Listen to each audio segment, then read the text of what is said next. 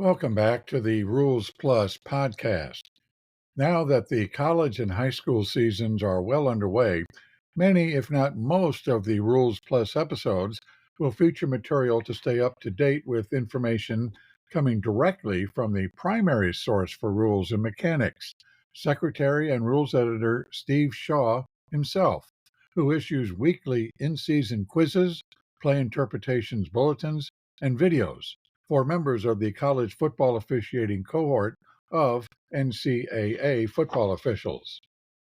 In this episode, I have several play situations to share from recent CFO NCAA Steve Shaw videos and quizzes. The thing about many of the plays that Shaw chooses to share is that they present typically pretty routine scenarios that nevertheless included a complicating issue that caught an experienced college crew a bit off guard because of the issue's rarity or timing, or perhaps both. Think of Shaw's play choices this way. If we're well prepared and well practiced as a crew, most plays should be a treat for us to handle.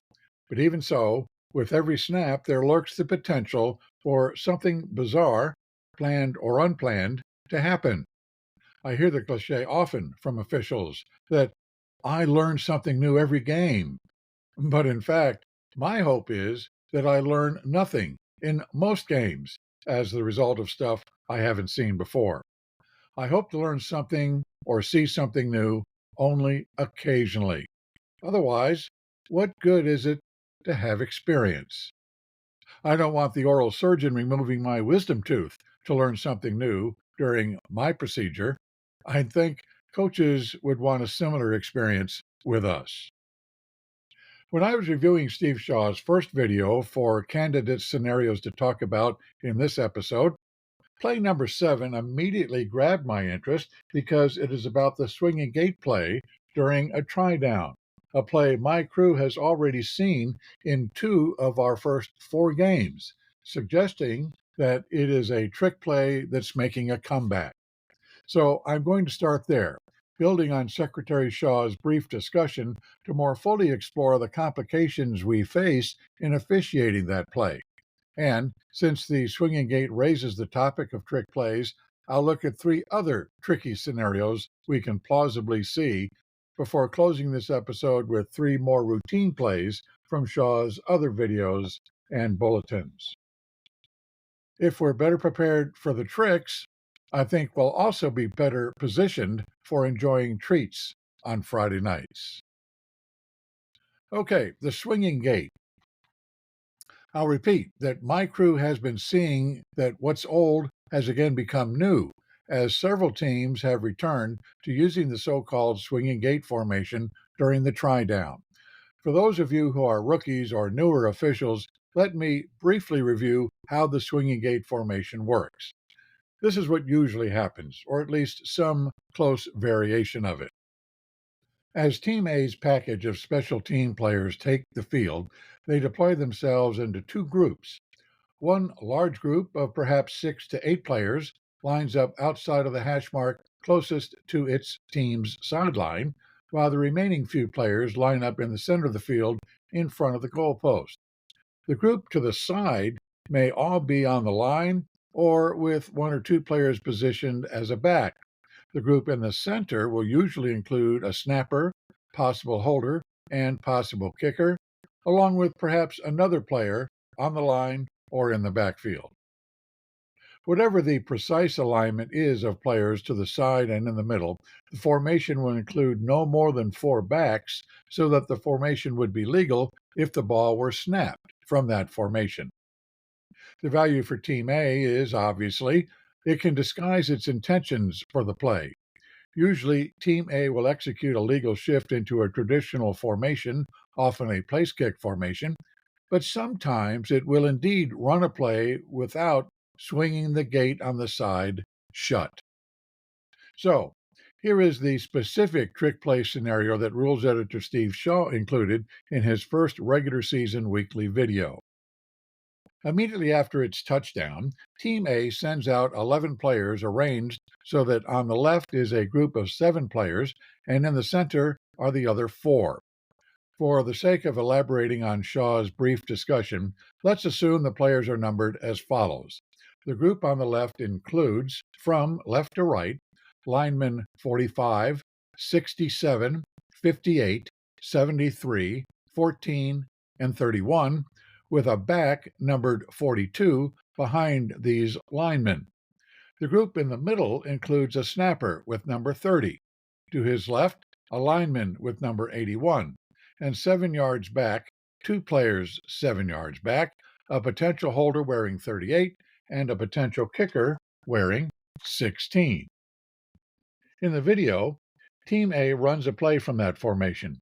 Consider the full range of issues raised by this scenario, issues that Shaw couldn't elaborate upon in the minute or so that he typically has to discuss each play in his 10-minute videos.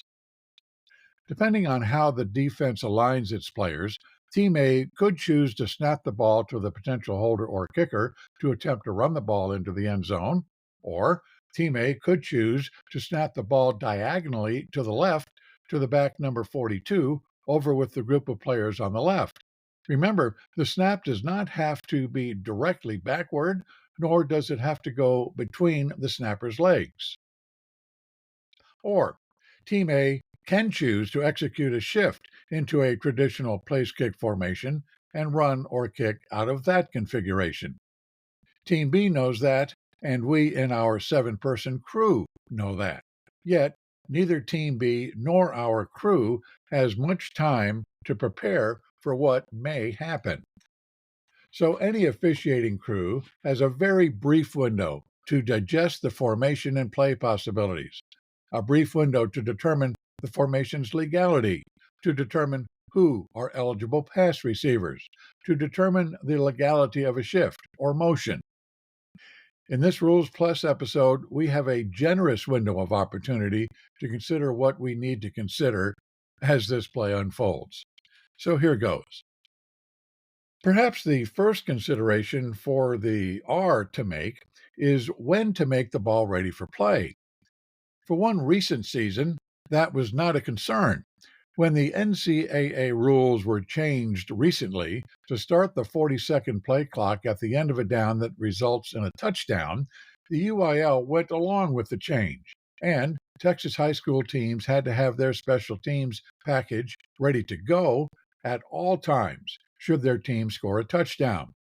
Regardless of whether a team's touchdown resulted from a 1-yard plunge, an 88-yard pass play, or a stunning pick six by its defense, the play clock started ticking down from 40. After that initial year, the UIL created an exception for Texas high school football, returning to the procedure we have today of having the R indicate when the ball is ready for play and when the 25-second play clock should start. When confronted with a team rushing on to the field into an initial swinging gate formation, what is the R to do? Once both teams are at full strength and the box is set, the R typically starts the ready for play sequence. Then, Team A usually shifts into its place kick formation, but there are several variations. Sometimes Team A has already begun to shift into place kick mode before the ready for play signal. Sometimes Team A makes substantial substitutions just before or soon after the ready for play into a place kick formation. Sometimes Team A actually snaps the ball from the swinging gate formation. So, what must we be alert for? Well, the R must be alert about foul enforcement, remembering that, uniquely for a try down, the down begins with the ready for play, not with the snap. After the ready for play, any dead ball foul now is enforced on the try, not on the subsequent kickoff or succeeding spot in extra periods.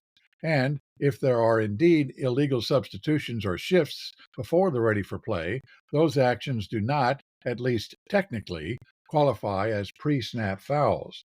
If there are illegal substitutions or shifts after the ready for play, do we typically police those activities?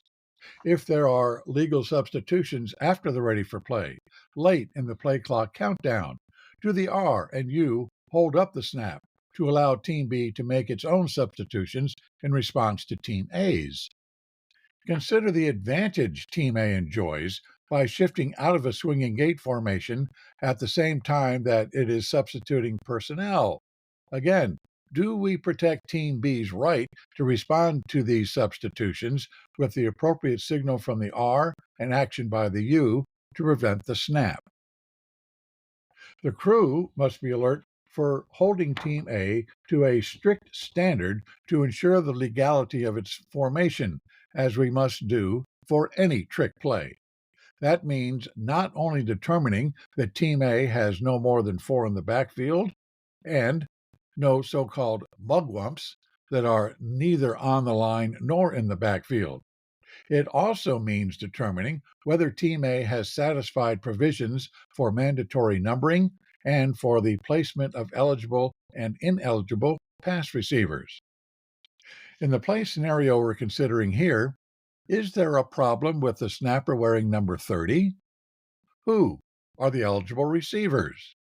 When and who may shift? If Team A snaps the ball from the formation described for this play scenario, consider which players are on the line. From left to right, they are players with the numbers 45, 67, 58, 73, 14, 31, 81, and 30.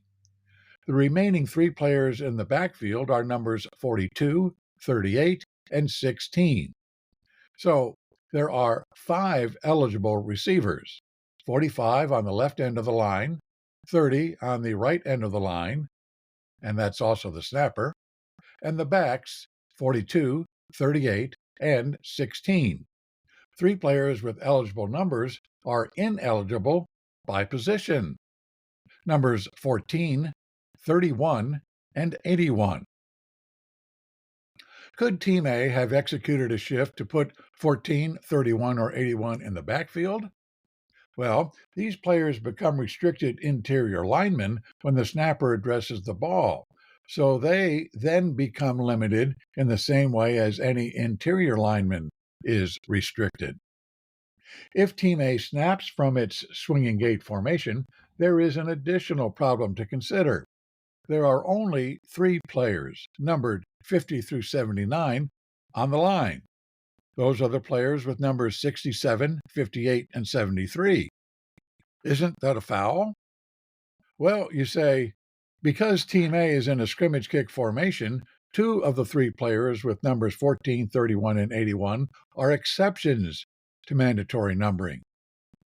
Well, okay, but Team A is not in a scrimmage kick formation, because by its very nature, a swinging gate formation signals to Team B that it is not obvious that a kick will be made.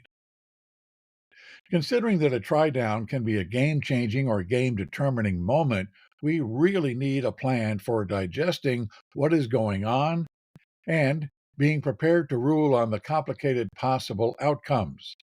Let me suggest a 3-item checklist to help us quickly and efficiently exercise our due diligence in handling try downs. Make the ball ready for play only when it's ready for play. After determining that both teams have 11 players and substituting is completed by both sides, note the personnel for Team A. The R and U, with help from the S in a 7-person crew, should be deliberate about determining whether Team A has 5 players numbered 50 through 79. If it does not, it's clear that R, U, and S must determine which players are initially candidates to be exceptions to 50 through 79 numbering. The wings and deeps can use their radios to confirm among themselves which 4 receivers, besides the kicker and holder, are eligible receivers. Determine whether Team A is in a scrimmage kick formation to know whether rules concerning the snapper, blocking below the waist, and rushing by stand-up defenders apply. And After a legal shift, determine whether the eligibility of any player has been affected and whether any original exception through 50 through 79 numbering has moved to a position that may only be occupied by an eligible receiver. Determine as well whether Team B gives any indication that it wishes to make substitutions in response. We must never be complacent about a try down, even when it does not appear that a trick play could be coming. A blocked kick or a muffed snap instantly turns a routine play into a trick play that must not catch us by surprise. When number 81 catches that apparent 2-point conversion after a muffed snap, it sure helps to know where number 81 came from. Okay, on to other trick situations. The fake punt pass. Here's another trick play situation, though it's not from Steve Shaw, but I've seen this, and I think it's useful for us to consider since we're on the topic of trickeration. If you're an R, you know that if you're doing your job, you're sometimes the last person in the stadium who knows what has happened when a play is over. Just last week, after I announced canceling dead ball UNS fouls by opponents, I wound the clock for the next play, only to discover that the next play was the try for point. Whoops, I missed that memo. Well, sometimes the tables can be turned for the deep wings or B when a fake punt uses fakery on steroids. The deeps may not be aware of what has just happened with the prospective punter. Here's the novel approach to a fake punt that aims to take advantage of what the deep officials may not be aware of. From a scrimmage kick formation, the prospective punter receives the snap, hides behind the wall of deep blockers, and throws, underhand at that, rather than kicks a high arcing pass for far downfield that certainly looks like a punt from the perspective of the deep officials. The goal, of course, is to draw a pass interference call on so-called receiving team members who block the wide gunners coming downfield. But there's now a rule for that. Someone must have once pulled off this sting because there's a provision in 738C4 that it is not pass interference when a potential kicker simulates a scrimmage kick by, quote, throwing the ball high and deep, end quote. You find it hard to believe such a trick could work? Well, I don't, because of the incomplete punt play I witnessed many years ago, long before I moved to the referee position. As the H in a late season game, during a fourth down punt, I initially held my position on the neutral zone as I was supposed to confirm that the kick crossed the neutral zone. As I began working downfield, I heard a quick whistle from our B, that is our back judge, while the ball was bounding loose downfield, not yet touched by either Team A or Team B. It turns out that the distracted B had not realized it was fourth down and thought a pass had fallen incomplete. I'm not making this up. This local chapter legend of the incomplete punt followed this otherwise excellent official for the rest of his career. Indeed, I share this story now, probably 30 years at least since the play happened. All right, here are a couple of approved rulings for two plausible unfair acts. While researching this subject of trick plays, I found two approved rulings about quite plausible scenarios we easily could see in any close game, scenarios that are cousins to explicit, pre-planned trick plays.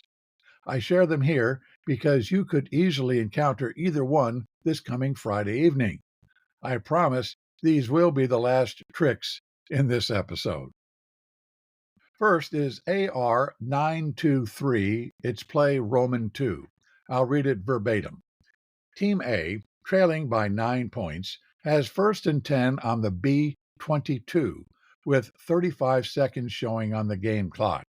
At the snap, B21, B40, and B44 blatantly hold, wrapping both arms around Team A's wideouts and taking them to the ground.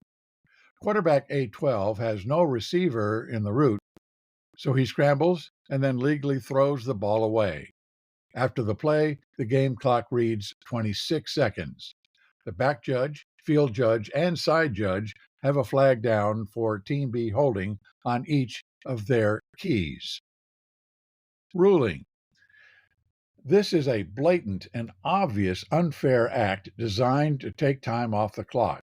The referee will convert the holding fouls to an unsportsmanlike conduct foul in each case. Penalize half the distance to the goal. Team A will have 1st and 10 at the B11. The game clock is reset to 35 seconds and starts on the snap. B21, B40, and B44 each have one unsportsmanlike conduct foul. And here's the second play. This is also approved ruling 923, but this time it is play Roman 3. Again, I'll read verbatim. Team A, ahead in the score by 4 points, has 4th and 10 at the A30 with 14 seconds remaining in the game. From a shotgun formation, A12 receives the snap, retreats back toward his own goal line, and moves out of the tackle box. At the snap, each Team A lineman blatantly holds the Team B player in front of him, preventing the defensive lineman from immediately rushing the passer. When rushers approach A12, he throws the ball high so that it lands beyond the line of scrimmage and out of bounds. When the pass hits the ground, the game clock reads 0-0-0. The umpire, center judge, if applicable, which of course it is not in our high school games, and referee each have a flag on the ground for holding on Team A. Ruling? This is a blatant and obvious unfair act designed to take time off of the clock. The referee will convert the holding fouls to unsportsmanlike conduct fouls. Penalize Team A 15 yards from the previous spot. Team A will have 4th and 25 at the A15. The game clock is reset to 14 seconds and starts on the next snap. Each Team A lineman guilty of holding will have one unsportsmanlike conduct foul counted. So, there you have it. If you find these rulings surprising due to the latitude they grant to the R to address unfair acts and to right wrongs, you shouldn't be surprised. Just because explicit permission for and explicit instructions to the referee have recently been added to Section 4 of Rule 3 for addressing unfair game clock tactics, we should not ignore the long-standing elastic power that Rs have always had to exercise on their own discretion in dealing with dishonorable tactics. In 343, the Rules Committee confers broad authority, is the term, to the referee concerning game timing.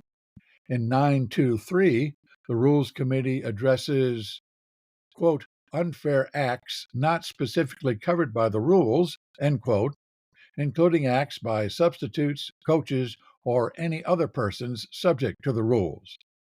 The penalty for such, and they use this term, unsportsmanlike conduct, provides that, quote, the referee may take any action he or she considers equitable, which includes directing that the down be replayed, including assessing a 15-yard penalty, awarding a score, or suspending or forfeiting the game, end quote. That's a whole lot of power that the R has. All right, on to more routine plays that are yet quite instructive. The first routine play that I want to share is from Secretary Shaw's 4th video posted on September 19th that concerns a scenario in which there is a dead ball unsportsmanlike conduct foul immediately after the end of Team A's successful 4th down play at the goal line. Here's the scenario. Again, video 4, play 7. On 4th and 1 from the B 2-yard line, officials eventually determined that A16 barely crossed the line to gain at the B1. As the officials were digging in the pile to find the ball, A56 pulled an opponent off the pile. What's the ruling? Well, the crew correctly ruled that A56 committed a dead ball personal foul. So instead of Team A having first and goal from the B1, they set Team A up for first and goal from the B16. Do you see any problem here with what the crew did? Well, after a short gain by Team A on first down, it finally dawned on either the crew or the replay booth that to start the new series, the new line to gain had not been set at the time of the foul. So the change should have been set for first and 10 for Team A, not goal to goal. But was the discovery of the error too late? A snap had occurred. Well, not in this case. An exception to correcting errors before the next snap allows an adjustment at any time during a series of 4 downs if the error involves a down or the line to gain. So this mistake was corrected, and the game resumed with 2nd down and the line to gain at the B6. But the crew had certainly flirted with having a serious impact on the outcome of an important series of downs. The lesson here is clear. 8 experienced officials and a replay official were lulled into an error during a rather routine scenario when a small, less routine circumstance was introduced by the combination of a 4th down play, of a nearby goal line, and of a dead ball foul that perhaps felt much like a live ball foul. We can be vulnerable to distraction when additional details clutter up what is otherwise a pretty ho-hum situation. The extra distracting stuff in this scenario is like the extra distracting stuff that your math teacher introduced in word problems. Extraneous, irrelevant details planted with the explicit purpose to distract you. The speed of the current and the point of departure matter when you're figuring out when Pedro's canoe will meet Larry's canoe on the river. But the color of their canoes and the length of the oars don't matter. I'm going to present the next 2 plays together because as a pair, they illustrate a subtle difference in timing provisions very late in either half. Each scenario is from the 4th Shaw-Blandino Weekly Quiz, published on September 19th. I will read verbatim. Shaw-Blandino Quiz 4, Item 4. When Team A is to be awarded a first down, the clock is stopped with 3 seconds remaining in the game. The clock, of course, will start on the ready, so Team A immediately readies itself in a shotgun formation to snap the ball. A12 leaps to control a high snap, which he immediately spikes directly into the ground. What is the ruling? And second item, Shaw-Blandino Quiz 4, Item 5. After A32 is tackled inbounds short of the line to gain, Team A quickly resets and snaps the ball as the clock is passing 3 seconds. After A12 spikes the ball, the clock shows 1 second. What is the ruling? Well, I should add that in the first scenario, when the ball was snapped after it was started, that is, the clock was started with 3 seconds showing on it, at the end of the spike play, the clock showed 0. So, in the first scenario, with a snap following a stopped clock, Rule 325 does provide that, quote, the offense may reasonably expect to throw the ball directly to the ground, end quote, and have time for one more play, if the clock is stopped and will start on the referee's signal. However, the rule does not guarantee that Team A will have time left for one more play. Approved Ruling 325, Roman 1, notes that the offense must, quote, execute the spike in a timely manner, end quote, If the clock shows 000 when the ball actually strikes the ground, the game is over. Of course, it's critical that the game clock operator start and stop the clock correctly, and the crew must monitor the game clock closely so as to have definite knowledge to justify resetting the clock if the R chooses to do so. In the second scenario, with the snap occurring while the clock has been running, the rules book contains no provision concerning Team A's reasonable expectation for running another play. If the clock shows 001 when the ball actually strikes the ground, then there is time for one more play, even though the running clock was below 3 seconds at the moment of the snap. The final play I'll share presents a scenario of a blocked punt with a foul by Team A. We know that Rule 6313 provides that penalties for all Team A fouls during a scrimmage kick play, other than kick catch interference, may be enforced at the previous spot or at the spot where the subsequent dead ball belongs to Team B. See how that applies in this scenario. This is from Shaw Blandino Quiz 4, Item 6. On 4th and 7 at the A35, A98's punt is blocked and fails to cross the neutral zone. B88 recovers the ball at the A30 and is downed at the A28. Team A had 5 players in the backfield. What is the ruling? Well, in light of 6-3-13 that gives Team B 2 options for penalty enforcement for fouls by Team A during scrimmage kicks, the choice for Team B would seem obvious. Rather than enforce the penalty for Team A's illegal formation from the previous spot and have a re-kick, the clear choice for Team B would be to take the ball at the A23 after penalty enforcement from the A28.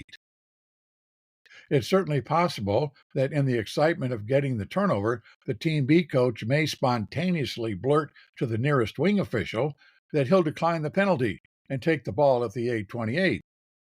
A conscientious wing official may then remind the coach that he could accept the penalty and add the yardage to the spot where the play ended. Well, think for a moment whether that's what you'd like to see happen with your crew. It would seem that this is how this play should be handled. But that's why this play scenario is instructive. Did a red flag pop up in your head when I earlier paraphrased the provision in 6-3-13 that Team A fouls during a scrimmage kick play may be enforced at one of 2 spots of Team B's choosing? If so, good for you. If not, then this scenario has indeed been instructive. My paraphrase omitted a critical phrase. The 2-spot enforcement options in 6-3-13 apply only in cases when the scrimmage kick crosses the neutral zone. Either the Team B coach's gut reaction happened to be correct, or the Team B coach is very savvy. In this scenario, the only enforcement option for Team B would be the previous spot, so the clear option is indeed for Team B to decline the penalty.